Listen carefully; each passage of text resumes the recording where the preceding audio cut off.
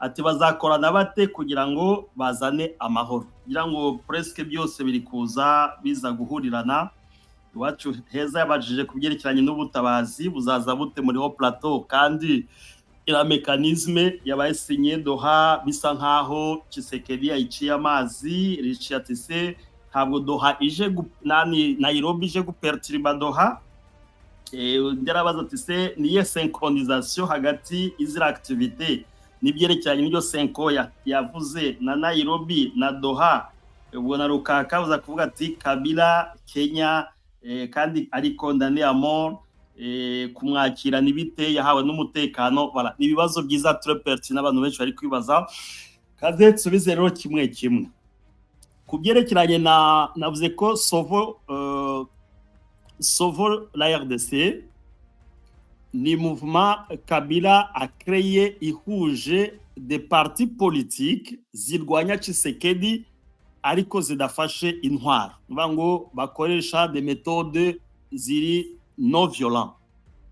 Méthode non violent ku bantu bazi ko bya politique, none abantu ko organiza za marche n'abakoresheje revolution ariko hatagiyemo imbunda, bango bo birinze kumena amaraso, bo niko babyita. Hazira zabaye za Burkina Faso, hazira zabaye kwa Andri Madagascar, bakashira pression kuri president agacaho. Alors ngewe uko mbibona muri synchronisation kugeza yisaha position ya Tshisekedi ikintu gishobora kumukura kwizima n'urusasu. Tshisekedi afite ubu yamaze gucreya FARDC imeze nka milice, amaze gutraininga polisi iri tayari kuzakora repression y'umuntu wese uzajya mu muhanda kuza gukora manifestation yo kugira ngo ave ku butegetsi. Mbere yabyo amanje yagabanya le pouvoir d'achat, irani strategie bakoresheje byo kugabanya toya y'idolari no kugira ngo amanze ashire population muri faiblesse, ku buryo umuntu uzaba adafite ukuntu ari bukurye ntabwo azajya gukora manifestation akora umunsi wa mbere wa kabiri nta byo kurya ntajya. Donc ati bazakorana bate, ntabwo ndi porte parole wa Sauve le Congo, ariko uko mbireba ngo Tshisekedi Kabila yashatse d'abord kugira ngo amanze yahuza opposition, nubwo byose bitamushobokeye kuko nerekanye ko hari abaopoza banze kumukurikira nka Moise Katumbi, navuze amazina yabo ba Delice Sanga n'abantu z'aba Fayulu ainsi de suite, ariko les gros quand même yababonye kuko navuze amazina yabo abatangiranye natwe ikiganiro, si ngombwa ko dusubiramo amazina yabo kandi amazina bari no kuri internet abandi bashaka mwayabona. Ariko imbaraga bafite kuva muri Congo Central en passant par Kinshasa, Katanga, Kasai, Este, yagiye no muri Nord za Kantuza, Ituri, ari abantu bari kumwe nabo no muri Equateur abangara batafite meme position n'ababemba nangwa n'aba ni Makila nangiye kuvuga bari kumwe nubwo we mutamubonye ariko arahari, ngo Equateur representa ma province yose. C'est kandi na yirango ntuza kuyannonce ubwire ziravumera navuze mu kiganiro ati kuki bantu ntabwo ari kwibaza ukuntu kugeza iyi saha nta condamnation internationale nimwe iri yavuga kuri Kabila, ahubwo umunsi bamukondanye ngira ngo mwabonye na tweet z'abantu ba Human Rights Watch n'iza Departement d'Etat bavuze ko Kinshasa itagomba kwishimira condamnation ya Kabila, ahubwo bagombye kwishimira ko bagombye gushaka amahoro. Ngo nta muntu numwe nta n'igihugu na kimwe cyashimye Tshisekedi kuba yahaye condamnation Kabila, kuko bose bazi ko entre guillemets ubutegetsi afite ari Kabila bumuhaye kugira ngo habe passation ya pouvoir iri pacifique, hanyuma mu masezerano bagiranye aza kumuhinduka ku buryo yashatse no kumwicisha. Kugira ngo twakoze n'ibiganiro byinshi twerekana ukuntu Tshisekedi yateye no kwa Kabila we mu rugo arajeleme, amazu ye baratwaye, imodokari baratwitse, ibintu byose umutungo wose wa Kabila ubu Kinshasa Tshisekedi yarawangirije, ntabwo iyo comportement yashimishije meme communauté internationale, ariyo mpamvu n'igihugu na Kenya kimwakiriye kikamwemera ko akora des activités politiques hari. Alors synchronisation rero bazakorana bate hagati ya AFC na M23, kandi yarabonetse nawe igoma. Ntabwo Kabila yaje igoma aje kuba patron wa AFC M23. Ibyo ngibyo abadukurikira ngira ngo babyumve mu makuru. Ngeti atana 5 iri à intérieur ya pays. Ndaza kugeraho ndacyare ku kibazo cya ntuza cya Ziravumera ko ntazaba imikoranire hagati ya Sovole Congo na AFC. No, ni ibintu bibiri bitandukanye. AFC M23 bafite umurongo wabo wa gisirikari, Sovole Congo izanye umurongo wa politique, nuba ngo bagiye gukoresha imbaraga zabo zose bamobilize abamambre babo bose kugira ngo bajye mu mihanda berekane ko ubutegetsi bwa Tshisekedi baburambiwe, nizo strategie bagiye gukoresha. Ariko Tshisekedi nawe akaba yiteguye kugira ngo umuntu wese uzajya mu muhanda, polisi yamaze kugura ibikoresho byose bihagije, yaguze amakamyo aratera amazi, baguze lacrymogène. Aho rero igisiga ni ukumenya ati est-ce que iriya formule ya Sovole Congo barafite ubushobozi bwo kumobiliza population yose iri ahantu AFC M23 itari, yaba Katanga, yaba Matadi, yaba Mbujimayi, Kananga, Mbandaka, Kisangani, Bunia, yaba Ntuzari ya Kenge, Kwilu, Ngoma, Indombe, bafite ubushobozi bwo kuzakora manifestation no mu mujyi wa Kinshasa ku buryo Tshisekedi yahambira akirukanka. Iracyari point d'interrogation, wenda tubareke niyo nzira bashaka kuzakoresha. Ariko icyo bahuriyeho boss ni départ ya Tshisekedi. Iyo aho ni cyo gisubizo naguhereza bwana Ziravumera, aho bahuriye bose, yaba AFC M23, yaba Sovole Congo, opposition armée, opposition non armée, ahantu bazahurira bose nuko bose Tshisekedi doit partir muri programme yabo bose niyo bari kugendaho. Malgré ibiganiro, malgré iki, nubwo AFC M23 kujya kuvugana na gouvernement, ni procédure protocolaire za diplomatie, ariko gahunda yabo nuko Tshisekedi ava ku butegetsi, aho niho bahuriye. Zaburoni merci wa mpaye joyeux anniversaire na yakiriye iwacu heza tise ko nubwo bari gusinya ati ko mu Minembwe ho plateau abantu bagowe cyane bikarishe cyane, habaye blokisi, nta muntu uzi aho yaturuka ava he kugira ngo ave iriya ruguru amanuke Uvira ntibishoboka. Ati bizagenda bite, ubutabazi buzava he? Mu mboni zanjye uko mbibona Uvira igiye gufatwa.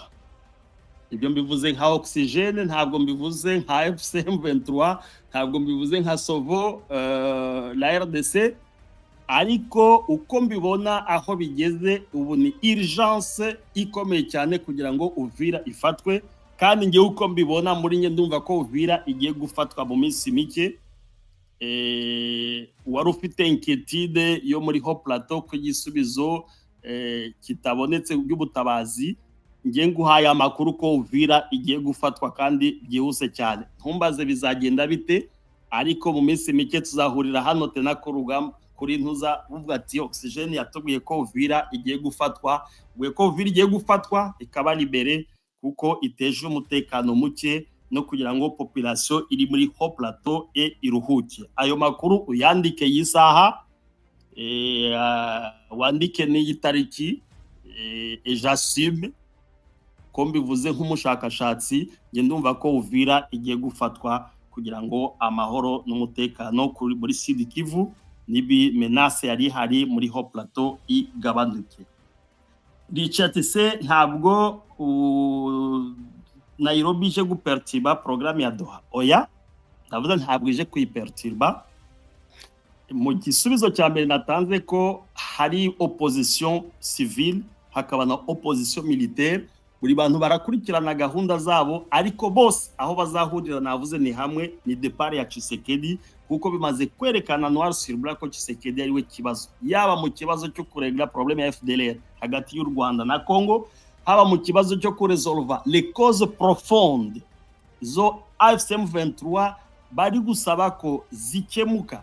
Ibyo byose kuba atari gushaka igisubizo ahubwo agashaka kuguma ku butegetsi ku kingufu, ibyo byose babihuriyeho bombi. Alors buri bantu bose bagakoresha inzira yabo, nta kimwe kizavangira ikindi. Ntabwo AFCM 23 izavangira Sovo la RDC, ntabwo Sovo la RDC ije nayo guhungabanya programme za AFCM 23, ariko bose bazahurira kuri some imwe ya départ ya Tshisekedi. Atise iyo synchronisation izakorwa ite? Iyo synchronisation ntabwo bisaba tena ko haza indi movement izajya hejuru kugira ngo ibafashe oya, si ngombwa, kuko cahier de charge zabo zose zisomye nkuko nabivuze ni zimwe. AFCM 23 irega Tshisekedi kuba ari legitime. Ngira ngo muri discours za Cordon Nanga mwarabyumvise igihe kirekire, yaba President Bisimwa bose bavuga ko Tshisekedi ari legitime, na Sovo Congo nayo niyo discours bazanye. Bavuga ko ari mauvaise gestion. Ngira ngo Cordon Nanga yakoze amakonference menshi, Cordon Kaniki, Bisimwa babivuzeho kenshi cyane, batangaza ukuntu mediocrité y'ubutegetsi bwa Kinshasa imaze kuba kubyerekeranye na muri transition. Iyo transition ikazamo noneho AFCM 23, hakazamo opposition yagiye mu matora ya 2023, hakazamo opposition itaragiye mu matora, kuko iyo opposition itaragiye mu matora burya ni ya Kabila, ntabwo bagiye mu matora, ariko ba Fayulu nabandi bo bagiye mu matora. Ari mpamvu ubonye basa nkaho bitandukanije, niyo action batandukanije, kuko ari bamwe bagiye mu matora na Tshisekedi, ariko Kabila we nabo ari kumwe ntabwo bagiye mu matora, donc babaye ni opposition radicale. Alors tuzi kavuga ati iyo opposition radicale na opposition yagiye mu matora na opposition armée ali représenter na AFCM 23 na société civile na gouvernement bicara hamwe bagashaka schéma ya transition. Iyo schéma ya transition ikayoborwa n'umuntu wa société civile, akagira aba vice président bane kuko byabaye mu gihe cya 1+4 muri 2003. Hanyuma iyo transition akaba yo ihindura constitution yahindurwa ikajya muri fédéralisme hybride. Ibyo ngibyo mvuze tubisobanure, twatugiye mu mashuri maremare bya politique, mu bifate gutyo gusa ko batabyumvise, ariko ngira ngo mwese batukurikira nkana aba intellectuel vous comprenez ce qu'on appelle fédéralisme hybride. Ngo hari autonomie ihabwa les provinces, ariko akaba contrôle au niveau national ariko iri réduit, voilà. Hanyuma bagahindura seni, bakagira iri indépendante, ahubwo hakaza abandi akaba aribo bazajya kwitoresha. Iyo niyo shema ya Senko.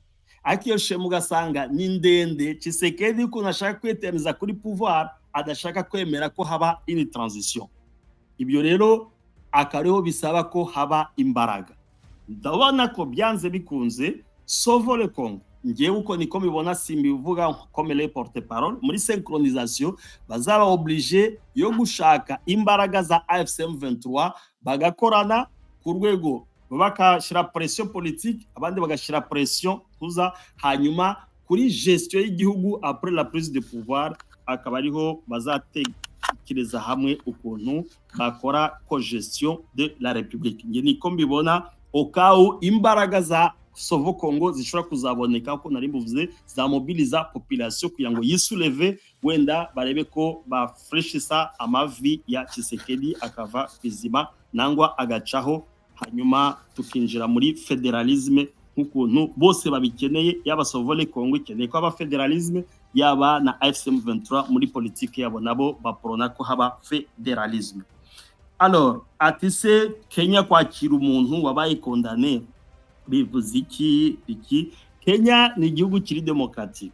Ngira ngo Ruto yengeza nasubiza Tshisekedi yamaje atise kuki wakiriye Nanga n'abantu be baze, avuga ati monsieur, twebwe hano twemera la liberté d'expression. Nuba ngo umuntu nibaje gukora gahunda ze aussi longtemps atabangamiye umutekano w'igihugu, twebwe turamwakira. Ariko rero kuri Kabila habaye ni particularité, kuba yahawe umutekano na présidence. Donc urumva ko Donc comprenez mon émotion.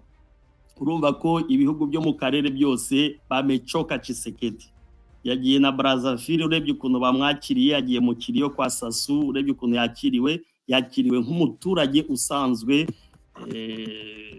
Bisigaye biteye n'isoni avoir un président comme Tshisekedi, urebye légèreté asigaye yakiranwa nayo mu mahanga, ça fait même honte. Donc nuvuga ngo Kenya yo yamaze gufata position, si byo kuba ngo usango ni ngo bemera ntuzana demokrasi nangwa kwishira ukizana. Urumva ko kuba bakiriye Kabila bakamuha n'umutekano kuriya ilizo assume. Kandi si bwo bwa mbere yajyayo. Kabila agiye y'inshuro zisaga 5 kandi yabonanye na president Nkuza Ruto, yabonanye n'abandi ba president bo mu karere ya South Africa n'ahandi hirya no hino pour dire démarche ye ubwiri kumvikana. Kandi wanabivuze ko Kenya yafashe decision konoma consile iburasirazuba bwa Congo, nta nubwo decision yigeze ivaho sibye ko harendiwe mise en application yayo. Donc pour dire le Kenya iri mu bihugu biri kumva ko cause iri kurwanirwa mu burasirazuba bwa Congo iri juste, kimwe na Uganda yafashe position, kimwe n'u Rwanda narwo rwafashe position, rwumva ko ibiri kubera mu burasirazuba bwa Congo biri legitime, kandi ikibazo cya FDLR kikaba gihangayikishije amahanga yose. Donc Kabila pour le Kenya ntabwo ari condamné, ni condamnation par contumace kuko ntiyaburanye. Yari ya Tshisekedi kwisa kugira ngo ashimishe abakombata, ariko ku rwego mpuzamahanga nta gihugu na kimwe kigeze cyakira ko Kabila yabaye condamné, ko gidashobora kumwakira. Donc Kabila ari muri démarche ze, kandi démarche ze amakuru dufite zifite imbaraga z'amahanga ziri inyuma yayo, kandi byanze bikunze ibyo arimo mu makuru dufite ko azabigeraho, soit kubigeraho hamwe na synchronisation ya M23 nangwa kubigeraho biciye mu nzira za Sovo Congo yonyine par rapport ya cahier de charge bafite ku makuru dufite. Ibyo ibisubizo Bwana Richi, Bwana Rukaka, Iwacu Heza, Zabuloni na Ziravumera ku bibazo mwambajije. Murakoze.